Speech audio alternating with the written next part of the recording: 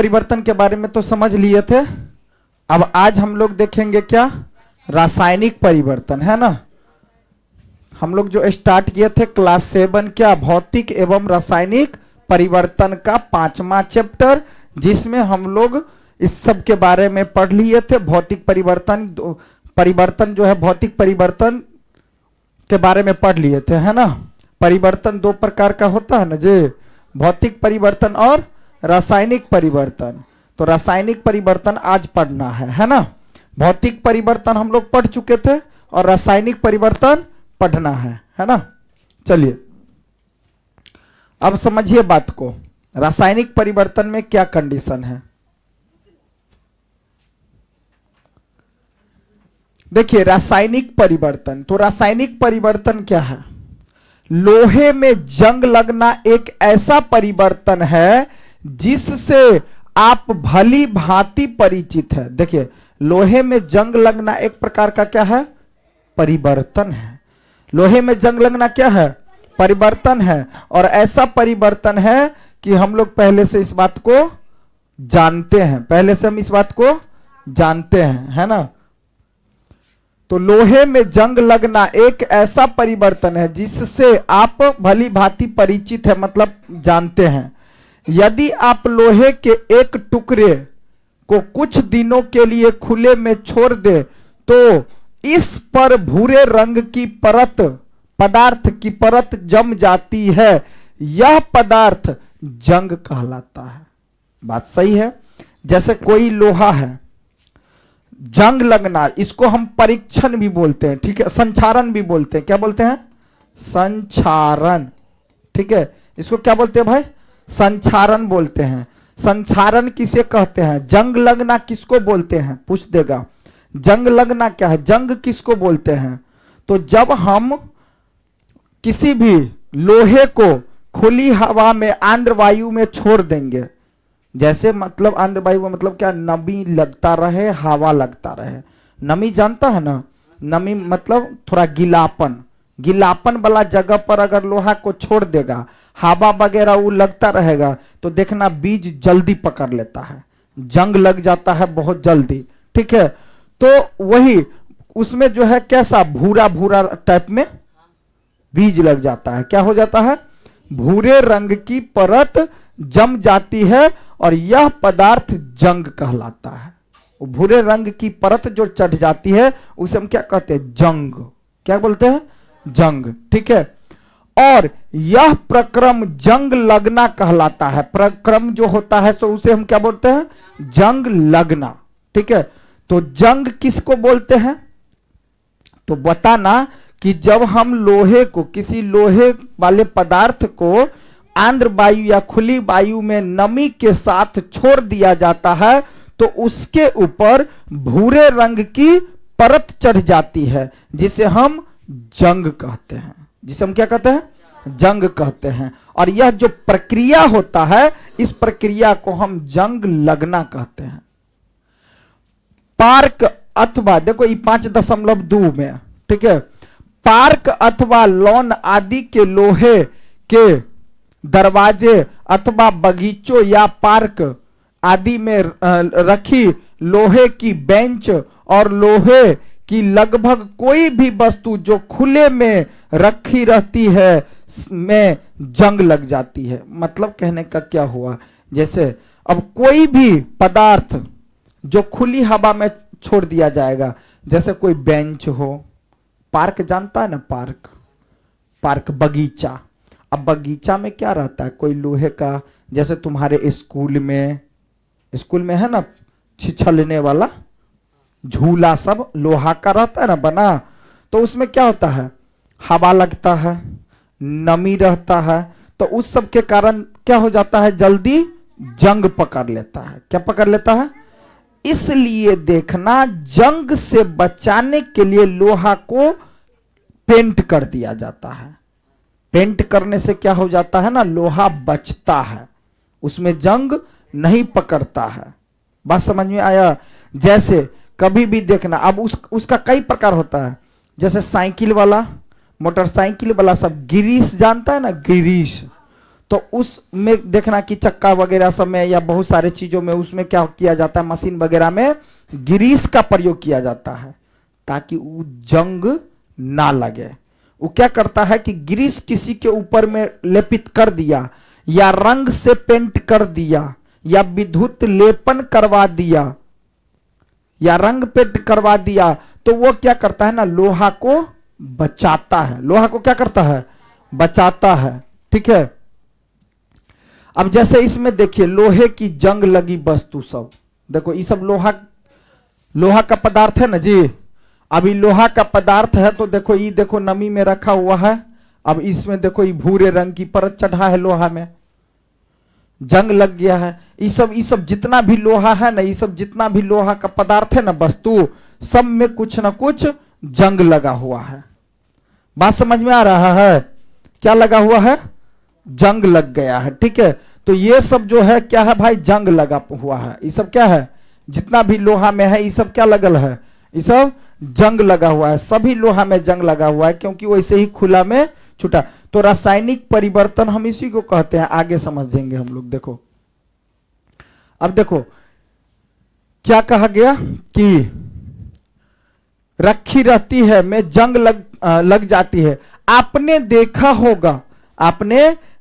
होगा कि घर में रखी कुल्हाड़ी, बात सही है, आपके घर में कुल्हाड़ी तो होता है, खुरपी होता है, हंसुआ होता है, टेंगारी होता है, आरी पत्ती सब होता है, हंसुल फासुल सब होता है ना जी। कोई फासुल वगैरह देखना, फासुल जानता है ना, हंसुआ जिसे सब्जी बनाते हैं, कि घर में रखी कुल्हाड़ी हथौड़ा आदि को वायु में कुछ दिनों तक खुला रख देने पर उनमें जंग लग जाती है। उसमें क्या लग जाती है, जंग लग जाती है। कोई भी कुल्हाड़ी हो, टेंगारी हो या खुरपी हो या हंसुआ हो, कोई भी वस्तु जो लोहा का बना हो, उसको अगर खुली हवा में छोड़ देगा तो वह क्या होगा, जंग लग जाएगा। ठीक से बैठो। क्या हो जाता है जी, जंग लग जाता है। क्या लग जाता है, जंग लग जाता है। ठीक है, अब देखो आगे, रसोई मतलब किचन रूम में, है ना, किचन रूम में, रसोई में मतलब किचन रूम में लोहे का गीला तावा धो करके लाते हैं, गीला रहता है, हवा लगता है, धीरे धीरे उसमें क्या लगता है, बीज पकड़ लेता है।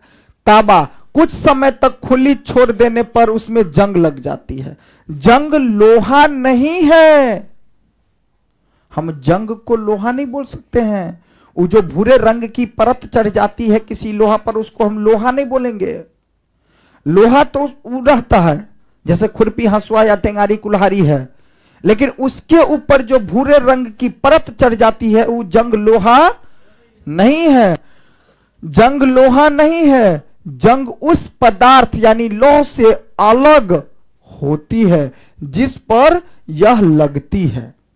जंग जो है लोहा, जैसे लोहा पर जंग लगा तो वो लोहा से वह पदार्थ क्या होती है, बिल्कुल अलग होती है। क्या होती है, जंग जो होती है लोहा से बिल्कुल अलग होती है। आइए हम कुछ ऐसे और परिवर्तन पर विचार करें जिनमें नए पदार्थ निर्मित होते हैं। अब कुछ ऐसे और परिवर्तन पर विचार करें जिसमें नए पदार्थ निर्मित होते हैं। अब क्रियाकलाप 5.6 में अब समझिए, शिक्षक द्वारा निर्देशित किए जाने के लिए सावधानी। मैग्नीशियम के जलते हुए फीते, एक मैग्नीशियम होता है, ठीक है, वो लाएंगे कभी, दिखाएंगे तुम लोगों को। मैग्नीशियम के जलते हुए फीते अथवा तार की ओर लंबी अवधि तक देखना हानिकारक होता है। मैग्नीशियम एक आता है, ठीक है, ये देखो जैसे है ना, एक मैग्नीशियम आता है और मैग्नीशियम को अगर हम जलते हुए फीते, यानी मैग्नीशियम के जलते हुए फीता की तरह रहता है, बत्ती की तरह। मैग्नीशियम जो होता है ना वो फीता बत्ती की तरह होता है, और उसको हम जलते हुए, है ना, जब फीते जलते हुए फीते की और लंबी अवधि तक यानी लंबे ज्यादा देर तक देखना क्या होता है, हानिकारक होता है। ठीक है, अब जैसे देखना क्या, जैसे लोहा होता है ना, लोहा वेल्डिंग वाला, वेल्डिंग जो करता है, तो वेल्डिंग जो करता है तो वो देखना एक छड़ी जैसा आता है, एक दूसरे को जो जोड़ता है। ठीक है, बात समझ में आ रहा है ना। तो उस पर देखना कि वो लोग जो लोहा जोड़ने का काम करता है तो अपने आप में चश्मा लगा के रखते हैं, है ना। वो लोहा लक्कर का जो जोड़ने का काम करता है वो क्या करता है, वो आदमी चश्मा, बड़ा बड़ा चश्मा पहन के रहता है, काला वाला, ताकि आंख पर असर ना करे। तुम लगातार उस पर देख भी नहीं सकता है। ठीक है, हानिकारक होता है। शिक्षकों को बच्चों को बताना चाहिए कि वे जलते हुए मैग्नीशियम की ओर अधिक समय तक टकटकी लगा करके न देखे। टकटकी लगा करके देखा है ना। मैग्नीशियम की पतली पट्टी यानी फीता, मैग्नीशियम की फीता अथवा तार का टुकड़ा लीजिए, इसके सिरों को रेगमाल से, यानी कि किसी एक रेगमाल पदार्थ आता है उससे साफ हो जाता है अच्छा से। मैग्नीशियम के रिबन को अच्छा से साफ किया जाता है पहले, जलाने से पहले। ठीक है, सिरों को रेगमाल से साफ किया जाता, यानी कि साफ कर लीजिए। क्या कीजिए, साफ कर लीजिए और सिरों को मोमबत्ती की लो के पास लाइए। मतलब मैग्नीशियम का फीता जो होता है ना, उसको पहले रेगमाल से क्या कर ले, साफ कर दो उसको अच्छा से। क्या कर दो, साफ। ठीक है, कर लीजिए। और कोई जैसे मान लो ये रिबन है, ये रिबन है ना जी, ये कोई रिबन है। अब ये रिबन को, इसको अच्छा से हम साफ कर लेंगे। इसको जो है मोमबत्ती के ज्वाला पर, इसको क्या करेंगे, मोमबत्ती की ज्वाला पर इसको, जैसे ये मान लो ये फीता है। ठीक है, अब ये क्या है भाई, ये मान लेते हैं हम, ये मोमबत्ती है। ठीक है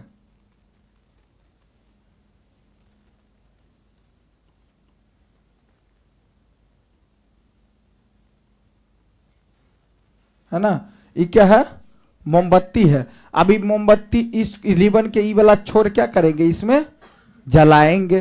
ठीक है, तो देखना क्या, मोमबत्ती की लो के पास लाइए तो यह चमकदार श्वेत यानी सफेद प्रकाश देती हुई जलने लगेगी। तो रिबन क्या होता है, सफेद सफेद चमकीला चमकीला लुत्ती जैसा जलने लगता है और रोशनी फेंकने लगता है। पूरी तरह जलने के बाद कुछ श्वेत भस्म यानी पाउडर शेष रह जाती है। पूरी तरह जलने के बाद भी वे श्वेत भस्म यानी पाउडर शेष रह जाती, यानी बच जाती है।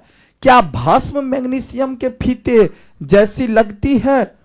क्या भस्म जो है मैग्नीशियम के फीते जैसी लगती है? इस परिवर्तन को निम्नलिखित समीकरण के द्वारा व्यक्त किया जाता है। जैसे देखो, मैग्नीशियम लिए और क्या लिए, ऑक्सीजन। ऑक्सीजन, मैग्नीशियम तो हो गया फीता, मैग्नीशियम क्या हो गया, मैग्नीशियम हो गया फीता, मैग्नीशियम क्या हो गया, फीता। और ऑक्सीजन कहां मिलेगा, हवा में। ऑक्सीजन कहां से मिलेगा, हवा से मिलेगा।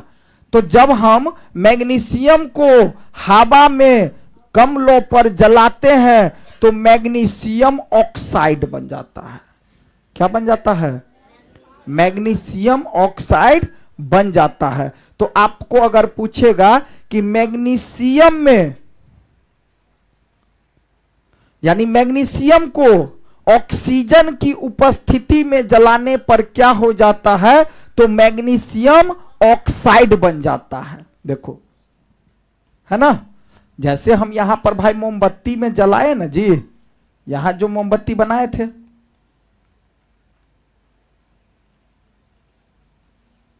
यह है ना मोमबत्ती। अभी मोमबत्ती में फीता को जलाए ना, तो ये मोमबत्ती तो बाहर में जल रहा है तो ऑक्सीजन भी मिल रहा है। आई फीता है, कौन फीता?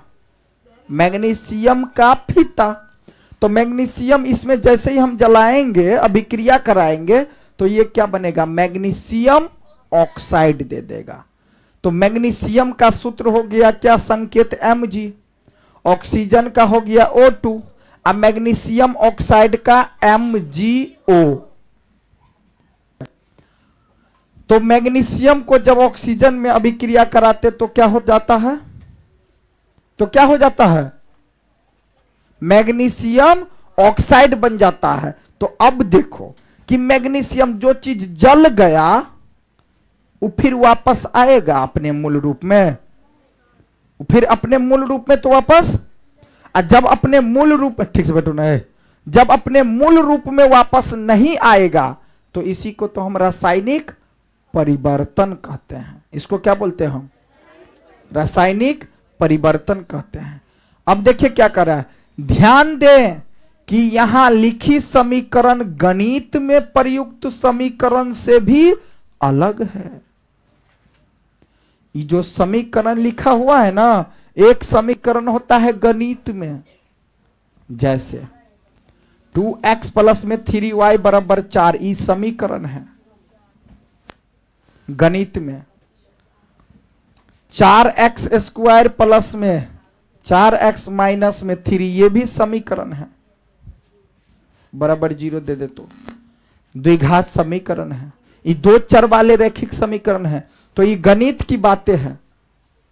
क्या करा, ध्यान दे कि यहां लिखी समीकरण गणित में बिल्कुल प्रयुक्त समीकरण से अलग है। इस प्रकार के समीकरण में तीर का अर्थ है बनना। देखो तीर है ना, ई बला और ई बला, तीर दे दिया ना, तो तीर के बाद जो चीज आएगा वो समझो ई वाला चीज बना। मतलब मैग्नीशियम को ऑक्सीजन को अभिक्रिया कराए तो तीर निशान के बाद जो कुछ भी लिखा रहेगा समझ जाना ई बना। ये क्या हुआ? बना। समझ में आया? जैसे चीनी प्लस पानी, या पानी क्या, दूध, दूध प्लस चाय, चाय, तीर का निशान तो क्या बन गया? चाय। यहां चाय पत्ती है तो चीनी, दूध, चाय तीनों मिल करके बना। बना क्या? चाय। तीर निशान को पढ़ना कि बना। ये क्या है? चीनी प्लस दूध प्लस चाय पत्ती बना क्या? चाय। बात समझ में आया? बात समझ में आया? तो वही कि तीर का अर्थ है बनना या हो जाता है, यानी कि मैग्नीशियम हो जाता, मैग्नीशियम ऑक्साइड हो जाता है। इस पुस्तक, पुस्तक का मतलब क्या होता है? किताब। सबको पता है। मैं रासायनिक समीकरण को संतुलित करने का कोई प्रयास नहीं किया जा रहा है। इसमें रासायनिक समीकरण को संतुलित, अब वो क्या होता है हम लोग आगे पढ़ेंगे। संतुलित रासायनिक समीकरण और असंतुलित रासायनिक समीकरण क्या होता है। संतुलित रासायनिक समीकरण वैसा समीकरण जिसमें दोनों ओर प्रत्येक तत्व की परमाणु संख्या समान हो तो उसे हम संतुलित रासायनिक समीकरण कहते हैं। और असंतुलित रासायनिक समीकरण किसे कहते हैं? वैसा समीकरण जिसमें प्रत्येक तत्व की परमाणु संख्या बराबर नहीं हो तो उसे हम असंतुलित रासायनिक समीकरण कहते हैं। वो सब देखेंगे आगे। तो यहां कह रहा है कि संतुलित करने का कोई प्रयास नहीं किया जा रहा है और ना ही यह छात्रों से अपेक्षित है कि आप संतुलित करिए, अभी नहीं करना है। ठीक है, आगे क्या है भाई? भस्म को एकत्रित करके, क्या भस्म को, भस्म जानता है ना, अम्ल भस्म और लवण जो पढ़ा रहे हैं, पढ़ाए थे पीछे। अभी तो चैप्टर क्या है? भौतिक और रासायनिक परिवर्तन। और पीछे जो पढ़ाए थे चैप्टर क्या? अम्ल भस्म और लवण। तो भस्म क्या था? जो स्वाद में कड़वा, और बताए थे नीला लिटमस पत्र को, लाल लिटमस पत्र को नीला कर देता है। भस्म क्या करता है? लाल लिटमस पत्र को नीला कर देता। पीछे नहीं पढ़े थे जी, ये सब पढ़े थे ना पीछे। भस्म को एकत्रित करके इसमें जल की कुछ मात्राएं मिलाइए। भस्म को जमा करके इसमें कुछ जल यानी पानी की मात्रा मिला दीजिए, तो ये बन गया मिश्रण। तो जलीय विलयन हो गया। ये क्या हो गया? जैसे पानी नहीं मिलाए थे, क्षार इत्यादि वगैरह पानी में डाले थे ना, क्षार, साबुन, सर्फ इत्यादि वगैरह को, ठीक है। अच्छी तरह हिलाइए उसको, अच्छी तरह इसको हिला दीजिए। मिश्रण का लाल और नीले लिटमस पत्र से परीक्षण कीजिए। तो लो, पीछे बताए थे, दिखाए थे कि अगर पानी में सर्फ, साबुन इत्यादि वगैरह क्षार चीज डाल देंगे, आप विलयन बनाएंगे, तो लाल लिटमस पत्र उसमें डालेंगे तो नीला बना देगा ना। लाल लिटमस पत्र को क्या कर देगा? नीला बना देगा। लेकिन नीला लिटमस पत्र से क्या होगा? कोई प्रभाव नहीं पड़ेगा, नीला का नीले रहेगा। दिखाए थे ना करके, ठीक है। क्या मिश्रण लाल लिटमस पत्र को नीला कर देता है? तो हां, वह मिश्रण जो होगा क्षार का, वो क्षार क्या करता है? लाल लिटमस पत्र को नीला बना देता है। क्या बना देता है? लाल लिटमस पत्र को नीला बना देता है। क्या मिश्रण नीले लिटमस पत्र को लाल कर देता है? नहीं। ये तो बात सही है, लाल लिटमस पत्र को नीला बना देता है, लेकिन नीले लिटमस पत्र को लाल नहीं बना पाता है। ये लाल नहीं बना पाता है। इस परीक्षण के आधार पर आप जलीय विलयन को किस रूप में वर्गीकृत करेंगे, अर्थात बांटेंगे? अथवा क्षारकीय। क्या? क्षारकीय। भस्म को जल में घोलने पर यह नया पदार्थ बनाती है। भस्म को जल में जब हम घोल देते हैं, भस्म को जब हम जल में क्या करते हैं? घोल देते हैं, तो एक नया पदार्थ बनाती है। और इस परिवर्तन को निम्नलिखित समीकरण के द्वारा लिखा जा सकता है। जैसे मैग्नीशियम ऑक्साइड हुआ, वो एक प्रकार का क्या है? भस्म। मैग्नीशियम ऑक्साइड क्या है? एक प्रकार का भस्म। और ये जल से अभिक्रिया करके मैग्नीशियम हाइड्रोक्साइड बना दिया, क्योंकि इसमें हाइड्रोजन है ना और ऑक्सीजन है, तभी केवल क्या था? ऑक्सीजन। तो मैग्नीशियम को देखो, जब हम मैग्नीशियम को ऑक्सीजन से अभिक्रिया करवाएंगे तो क्या बनेगा? MgO बनाएगा। समझ में आ रहा बात? मैग्नीशियम रिबन फीता है, भस्म, ऑक्सीजन से अभिक्रिया कराए तो MgO बना दिया। लेकिन यहां क्या है जी? मैग्नीशियम ऑक्साइड है और जल के साथ अभिक्रिया कराए H2O, तो मैग्नीशियम हाइड्रोक्साइड बना दिया। क्या बना दिया? मैग्नीशियम हाइड्रोक्साइड बना दिया। जैसा कि आपने अध्याय 4 में पढ़ा था कि मैग्नीशियम हाइड्रोक्साइड एक क्षारक है। मैग्नीशियम बताए थे ना, फीता एक प्रकार का क्या है? क्षारक है। क्षारक मतलब भस्म। अतः मैग्नीशियम ऑक्साइड क्या? मैग्नीशियम ऑक्साइड एक नया पदार्थ है। मैग्नीशियम ऑक्साइड क्या है? नया पदार्थ। मैग्नीशियम अलग चीज हो गया। अब मैग्नीशियम आप पानी से, मैग्नीशियम ऑक्साइड से, ठीक है, मैग्नीशियम ऑक्साइड एक नया पदार्थ बन गया। मतलब MgO से और H2O से क्या बन गया? MgOH2। तो ये हो गया मैग्नीशियम ऑक्साइड। आई हो गया पानी। आई दोनों मिल करके बना, क्या बना? Magnesium oxide, hydroxide. Magnesium hydroxide बना दिया। तो ये अलग चीज है, ये अलग चीज है और ये अलग चीज है। इसी को बोलते हैं रासायनिक परिवर्तन। इसको क्या बोलते हैं? रासायनिक परिवर्तन। अब देखो ये एक नया चीज बन गया। भौतिक परिवर्तन में कुछ नया चीज बन रहा था क्या? क्या बन रहा था?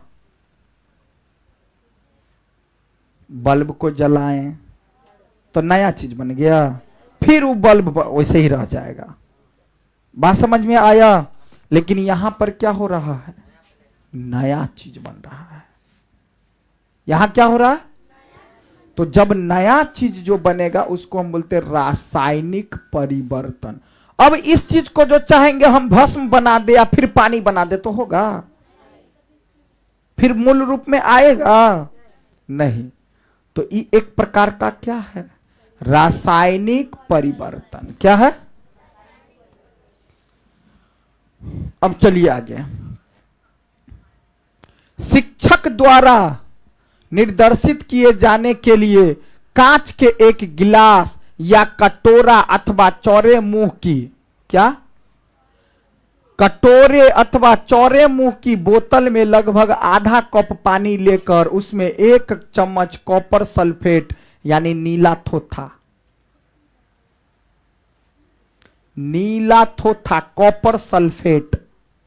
कॉपर सल्फेट को नीला थोथा कहा जाता है। अभी ये सब आगे दिखाएंगे, ये सब क्या होता है नहीं होता है ना। सारा चीज देखो, हम धीरे धीरे, पहले तो कुछ नहीं था, लेकिन धीरे धीरे बहुत चीज सब मंगवा रहे हैं, ला रहे हैं, दिखा रहे हैं तुम लोगों को। ऐसे ही तुम लोग जैसे 9वां 10वां में जाएगा तब जब तक और कुछ चीजें आ जाएगा जो हम करके दिखाएंगे। तो ये नीला थोथा घोल लीजिए, मतलब कि एक कांच का गिलास, कोई कांच का शीशा का गिलास ले लो या कोई बर्तन चौड़ा मुंह वाला ले लो, ठीक है, और बोतल में लगभग आधा कप पानी लेकर के उसमें 1 चम्मच कॉपर सल्फेट मतलब नीला थोथा डाल दो और उसको घोल दो, घोल बना लो। इस विलयन में तनु सल्फ्यूरिक अम्ल की कुछ बूंदे मिलाइए, और वो जो विलयन बन गया पानी में जो हम डाले क्या नीला थोथा, तो ये बन गया क्या विलयन। पानी में जैसे चीनी डाल के घोल देंगे तो वो हो गया चीनी और पानी का विलयन। पानी में नमक डाल देंगे और घोल देंगे तो बोलेंगे नमक और पानी का विलयन। दूध में पानी डाल देंगे तो बोलेंगे दूध और पानी का विलयन। समझ में आ रहा है कुछ बात? सर्फ और पानी को डाल देंगे तो बोलेंगे सर्फ और पानी का विलयन। विलयन किसे कहते हैं समझ में अब आ गया? घोल को, ठीक है। अब इस विलयन में तनु सल्फ्यूरिक अम्ल आता है, उसमें कुछ बूंद गिरा दो, जैसे पोलियो दवा पीता है ना, हाँ, बूंद जैसा गिरा दो और आपको नीले रंग का विलयन मिल जाएगा। मतलब कि क्या किए, गिलास में हम क्या रखे, आधा कप पानी लिए और उसमें नीला थोथा मिला दिए। तो नीला थोथा मिला दिया, पानी जो रहेगा तो वो तो नहीं रहेगा, वो तो कलर नहीं रहेगा, ठीक है। लेकिन जैसे ही तनु सल्फ्यूरिक अम्ल का कुछ बूंद उसमें डाल देंगे तो वो रंग का क्या बना देगा, नीला। वो रंग कैसा हो जाएगा तब? नीला हो जाएगा। नीला थोथा आप पानी में सल्फ्यूरिक अम्ल बन जाएगा तो नीला रंग बना देगा। अब वो चीज अभी है नहीं तो तुम लोगों को करके दिखा देते, वो सब आगे दिखा देंगे, ठीक है। एक परख नली अथवा कांच की छोटी बोतल में विलयन का थोड़ा सा नमूना बचा लीजिए और शेष विलयन में 1 कील अथवा उपयोग किए जा चुके ब्लेड का टुकड़ा डाल दीजिए। मतलब अब वो जो है, जैसे कांच के गिलास बोतल में तो है नीला बना हुआ है, अब उसमें क्या करा, विलयन का थोड़ा सा नमूना बचा लीजिए और शेष विलयन में 1 कील का उपयोग किए जा चुके ब्लेड का, कोई भी कांटी ले लो या कोई ब्लेड ले लो, का टुकड़ा उसमें डाल दो। लगभग आधे घंटे तक प्रतीक्षा करो, मतलब वेट करो आधा घंटा तक। अब कर लीजिए आधा घंटा तक वेट। अब विलयन के रंग को देखिए तो इसकी तुलना अलग से बचाए गए नमूने वाले विलयन के रंग से कीजिए। मतलब कि ग्लास में तो भाई हम ये जो ग्लास था ना जी, तो इस ग्लास में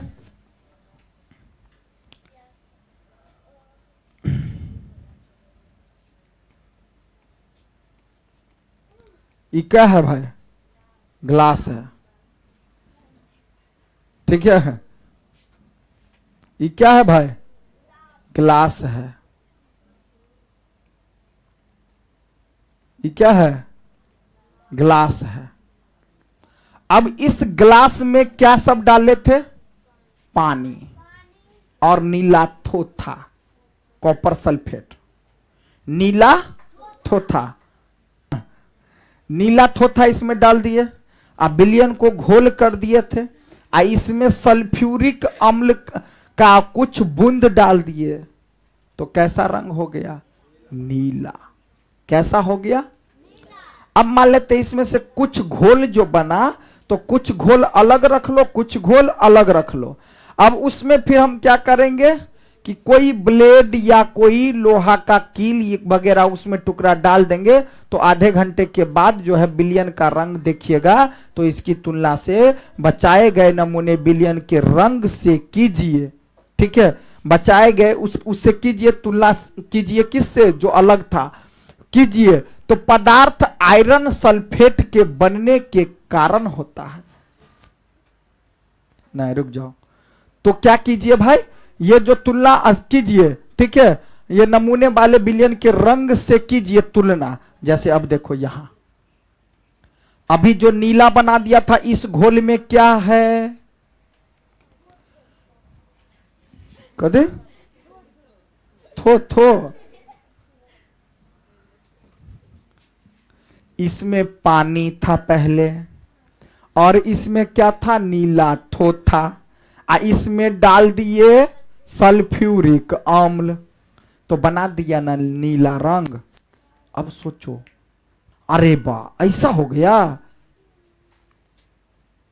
ठीक है, तो इसमें क्या है बाबू? इसमें क्या सब है? इस ग्लास में पहले तो पानी रखा गया, नीला थोथा रखा गया, उसके बाद सल्फ्यूरिक अम्ल का कुछ बूंद गिरा दिया गया तो रंग कैसा बना दिया? नीला। अब ये अलग है, इसी में से कुछ पानी इसमें डाल दिए, मान लो दूसरे ग्लास में।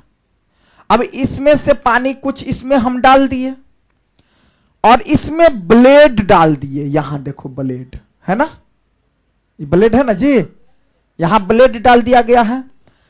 जैसे ही इसमें ब्लेड डाले ना तो लोहे के साथ अभिक्रिया के कारण कॉपर सल्फेट मतलब नीला थोथा, कॉपर सल्फेट कहे तो नीला थोथा, विलयन के रंग में परिवर्तन। मतलब कि अब जो इसमें ब्लेड डाल दिए ना तो इसका रंग देखो कैसा बना दिया। अजीब सी बात नहीं हो गया कि इसमें केवल ब्लेड डालने से इसका रंग क्या हो गया? हरा हरा हो गया।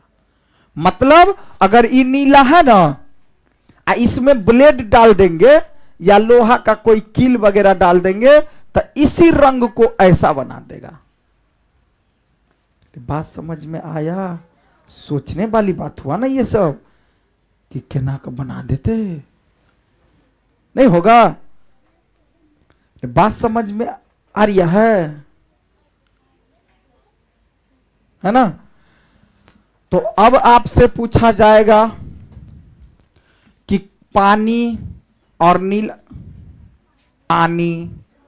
नीला थोथा यानी कॉपर सल्फेट और इसमें सल्फ्यूरिक अम्ल का बूंद डाल दिए तो नीला थोथा। आप पानी के घोल में सल्फ्यूरिक अम्ल डाल देंगे तो नीला हो जाएगा, नीला कलर हो जाएगा। इसी में अगर ब्लेड डाल देंगे तो हरा बना देगा। देखो अजीब सा बात नहीं हो गया ये? इसी में अगर ब्लेड डाल देंगे या कील डाल देंगे तो इसको क्या बना देगा? हरा। क्या बना देगा भाई?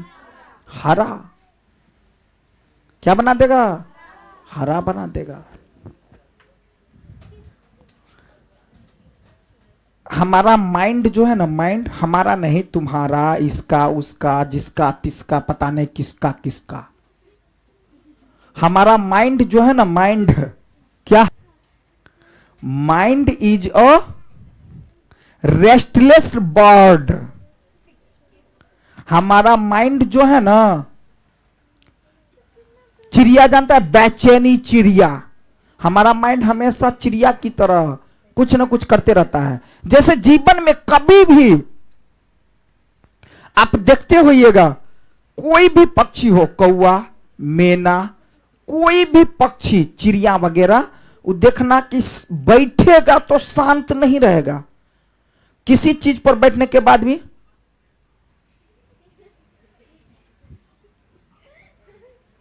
हमेशा करते रहता है। कभी भी किसी भी पक्षी को शांत नहीं बैठे हुए देखना, देखा है कभी? शांत बैठे हुए नहीं रहता है। ठीक हमारा माइंड भी यही है। हमारा माइंड हमेशा कुछ ना कुछ सोचते रहता है, करते रहता है, चाहे गलत करो या सही। तुम गलत सोचो दिमाग से या सही सोचो, लेकिन हमेशा कुछ ना कुछ सोचाते रहता है। बात सही है? बात सही है, सोचा रहा है कुछ बात। तो वैसे ही जैसे पक्षी, इसीलिए कहा कि mind is a restless bird. Bird माने क्या? पक्षी, चिड़िया। हमारा माइंड बेचैन चिड़िया की तरह होता है, हमेशा कुछ न कुछ करते रहता है। चाहे खुरपाती करो, फुरपाती करो, या कुछ अच्छा काम सोचो या करो, लेकिन कुछ न कुछ हमारा माइंड काम करते रहता है। अब डिपेंड करता है कि आप अपने माइंड को गलत की तरफ ले जाते हैं या सही की तरफ, वो आपके ऊपर डिपेंड है। बात समझ में आ रहा है ना? वैसे भी किसी का माइंड जो होता है ना, निगेटिव थॉट्स को जल्दी एक्सेप्ट करता है, पॉजिटिव को कम। समझ में आ रहा है बात सब? तो तुम्हारा माइंड क्या है? बेचैनी चिड़िया की तरह।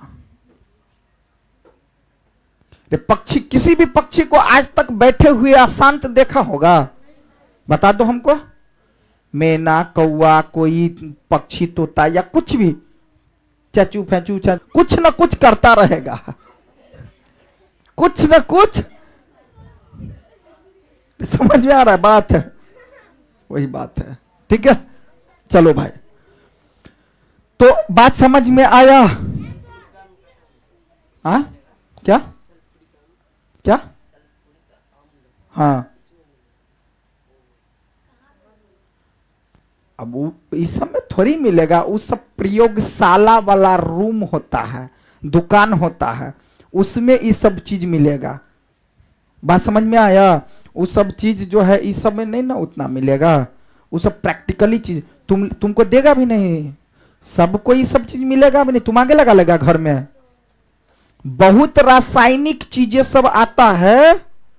अभी अब तुम लोग 10वां में जाएगा ना, तो उससे पहले पहले हम ले लेंगे और कुछ, बहुते कुछ ले लेंगे।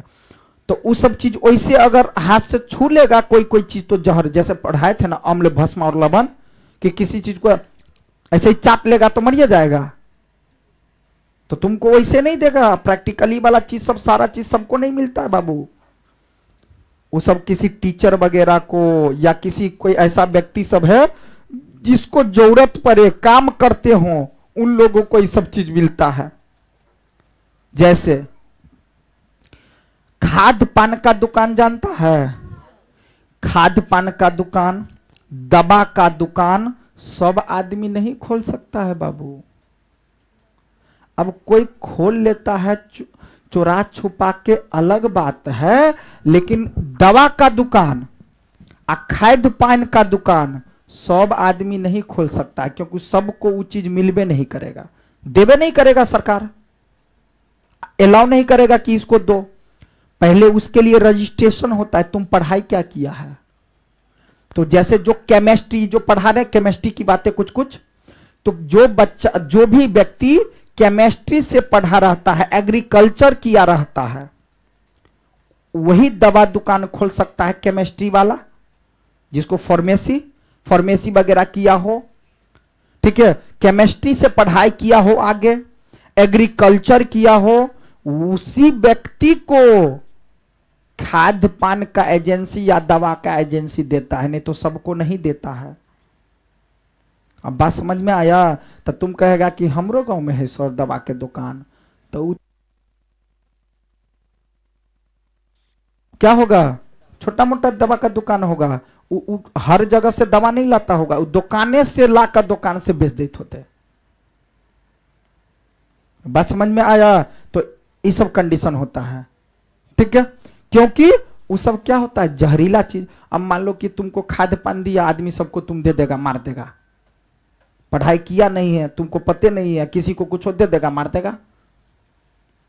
बात समझ में आया। जैसे खाद्य पान में, दवा वगैरह में तो कोई कुछ खा लेगा तो मर जाएगा ना जी, वो सब जहरीला चीज होता है, ठीक है। चलो, तो ये जो है क्या है, कॉपर सल्फेट का विलयन है नीलाथोथा, इसमें है है ना। और इसमें जो है सो देखिए, इसको ब्लेड डाल देंगे इसमें तो क्या बना देगा, हरा रंग का बना देगा, ठीक है। आयरन सल्फेट हल्का हरा हो गया है, क्या हो गया है। अब देखिए, क्या आपको विलयन के रंग में कोई परिवर्तन दिखाई देता है। हाँ देता है भाई। कील अथवा ब्लेड को बाहर निकाल लीजिए। अब कील या ब्लेड को क्या करेंगे, ये ब्लेड है, दिखाई दे रहा है ना जी, ये ब्लेड है,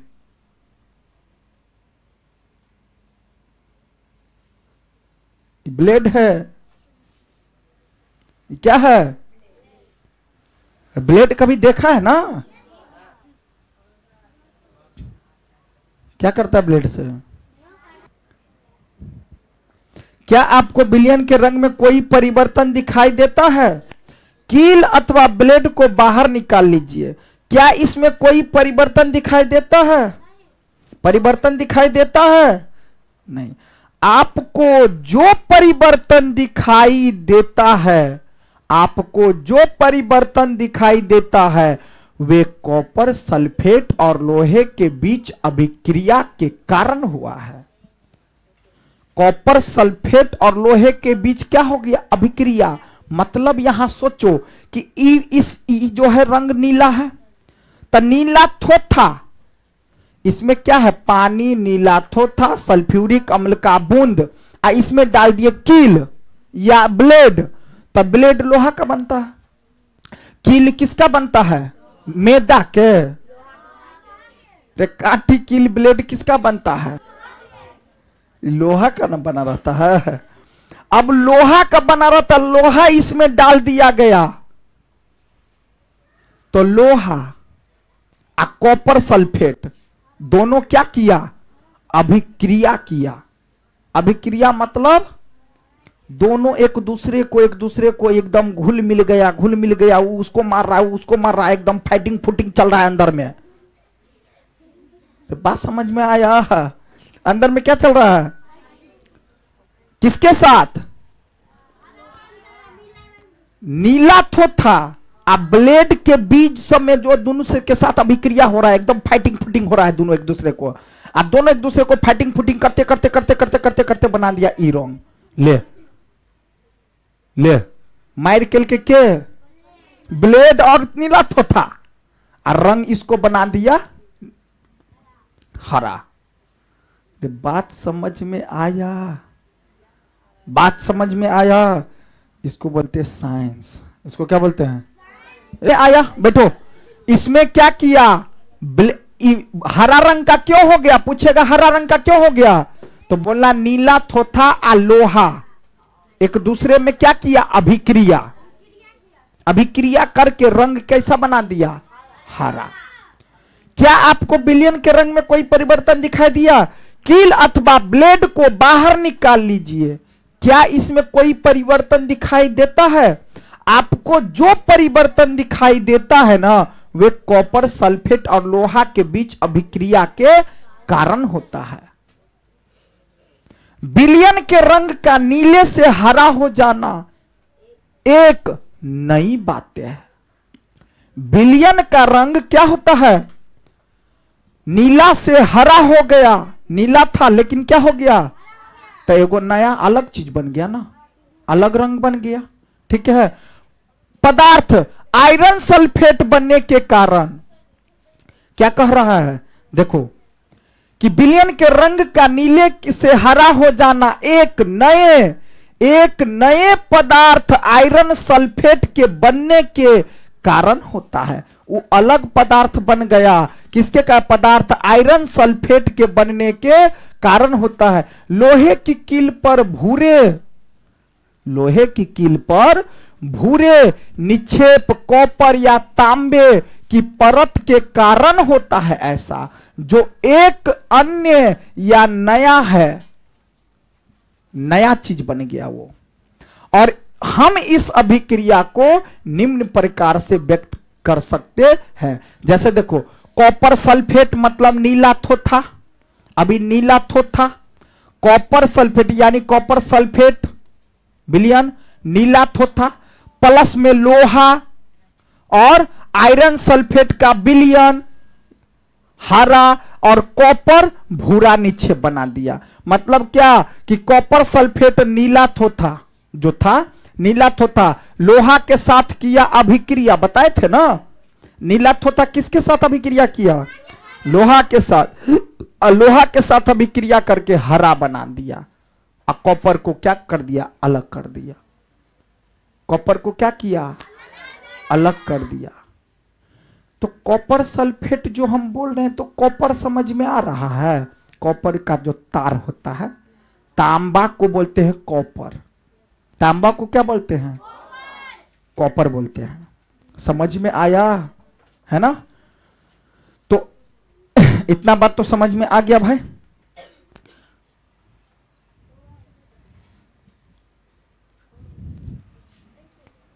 क्या करें बोलो? चलो, किसी परख नली में लगभग 1 चम्मच सिरका लीजिए। सिरका बताए थे ना, अचार टाइप में। 1 चम्मच कोई सिरका अलग से भी आता है, लेकिन एक प्रकार से अचार को हम सिरका कह सकते हैं। लेकिन सिरका का कुछ पाउडर भी टाइप में आता है, मतलब अचार टाइप के। ठीक है। इसमें है ना, सिरका लीजिए। इसमें चुटकी भर खाने का सोडा, खाने वाला सोडा जो होता है, जो मैदा में डालते हैं, पूरी वगैरह पकवान जो बनाते हैं, तो उसको फुला के बमका देता है ना, है ना। तो खाने का सोडा आपको एक बुदबुदाहट की ध्वनि सुनाई देगी और गैस के बुलबुले बाहर निकलते हुए दिखाई देंगे। मतलब क्या कह रहा है? किसी परख नली में लगभग 1 चम्मच सिरका ले लो। परख नली होता है एक, परख नली ऐसे होता है एक, कोई भी एक इस तरह से बना रहता है। ठीक है। कुछ इस तरह से इस टाइप में रहता है, इस टाइप में रहता है, या ऐसे भी रह सकता है, ऐसे सीधा, ये छोटा सा। ठीक है। तो परख नली ले लेंगे और उसमें सिरका डाल देंगे 1 चम्मच। कितना? और इसमें चुटकी भर खाने का सोडा, मतलब 1 चुटकी खाने वाला सोडा डाल देंगे। किस में? सिरका में। तो आपको एक बुदबुदाहट की ध्वनि सुनाए,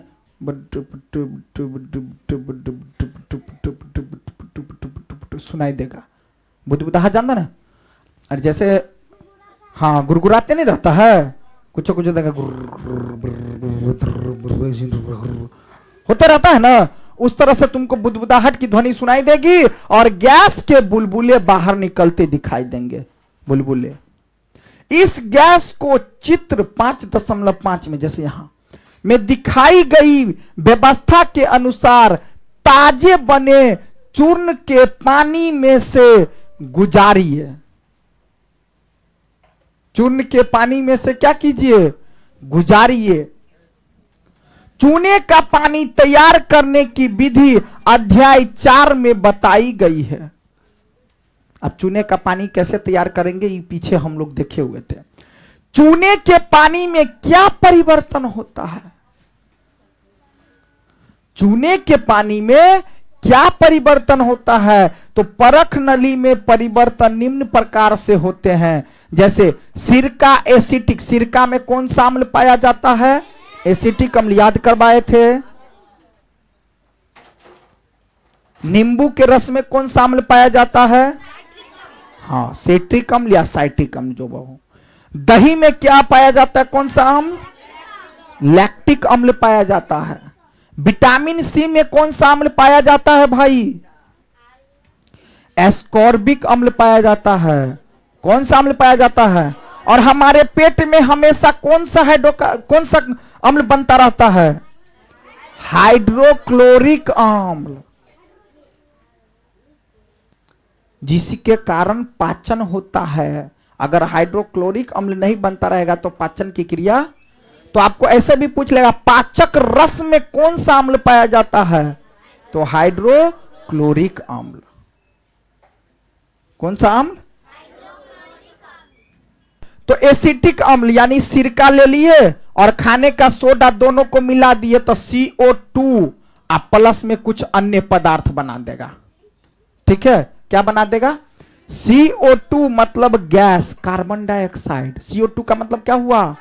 कार्बन डाइऑक्साइड गैस। तो आपको पूछेगा कि अगर हम सिरका ले लिए, एक चुटकी सोडा डाल दिए, दोनों को मिला दिए तो रासायनिक अभिक्रिया हो गया।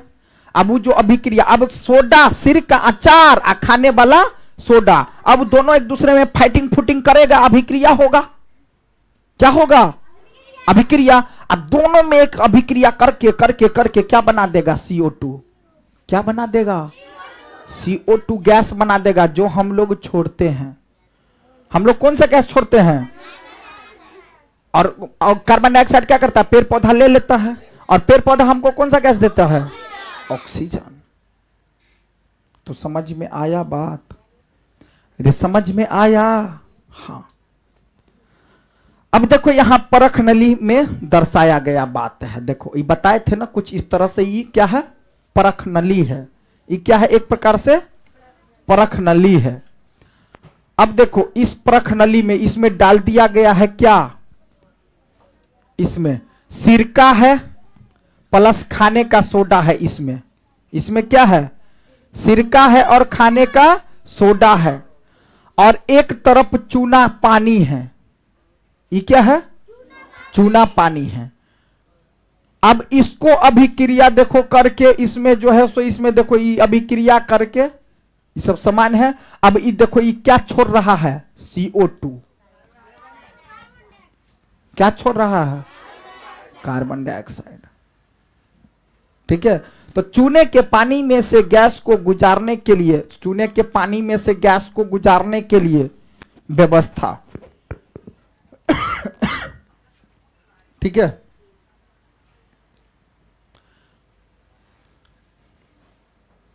थोड़ा सा ही ले लो ना। अब देखो CO2 और चूने के पानी के बीच अभिक्रिया निम्न प्रकार से होती है। किसके बीच? चूने के पानी और कार्बन डाइऑक्साइड के बीच अभिक्रिया। अब देखो कार्बन डाइऑक्साइड है ही और चूने का पानी है,